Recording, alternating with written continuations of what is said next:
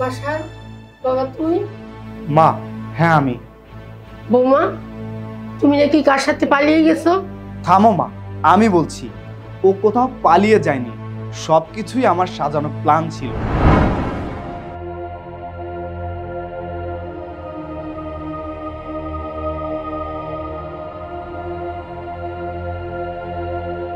শোনো, তোমারে আমি যেমনে যেমনে বলি তুমি তেমনে তেমনে কাজ করো, আর আমি আমার শ্বশুরের সাথে যোগাযোগ করতেছি।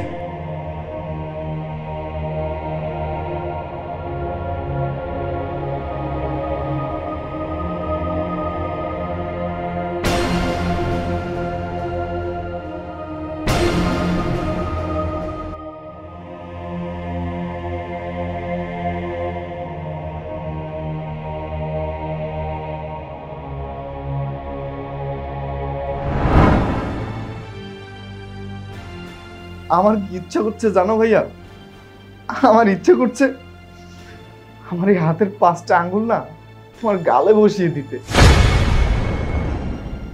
কিন্তু আমার দ্বারা সেটা সম্ভব না। কেন জানো ভাইয়া? তুমি আমার বড় ভাই, আমার বাবার মতো, আর আমি তোমার ছোট, এজন্য আমি এটা কখনোই পারবো না। আর তুমি কেন এমন অমানুষ হয়েছো সেটা আমি বুঝতে পেরেছি ভাইয়া। তুমি কিন্তু এমন ছিলে না, কিন্তু এখন অনেকটা বদলে গেছো। কার জন্য জানো? এই ভাবি নামক ডাইনি, যে ডাইনিটা তোমাকে অমানুষ বানিয়ে ফেলেছে। ভাইয়া, তুমি শুধুমাত্র টাকার জন্য এমন করলে না। আমি তোমার কাছে যত টাকা পাঠিয়েছি সব টাকা তোমার ছেলে আরিয়ানকে দিয়ে গেলাম, তোমাদেরকে না। এই টাকার দাবি আমি ছেড়ে দিলাম, আর আজ থেকে তোমাদেরকে আমি মুক্ত করে দিলাম। আমি আমার মা, আমার বউ আর বাচ্চা নিয়ে তোমার বাসা থেকে চলে যাব। চলো এখান থেকে, চলো মা, এসো।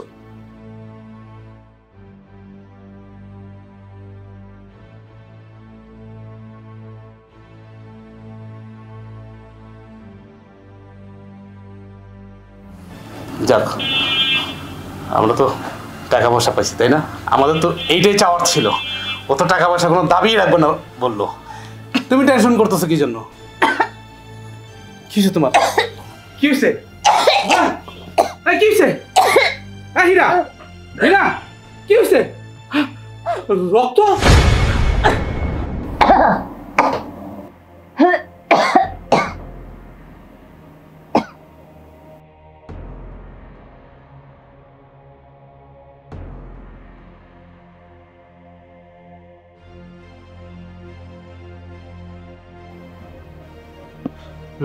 ডাক্তার সাহেব,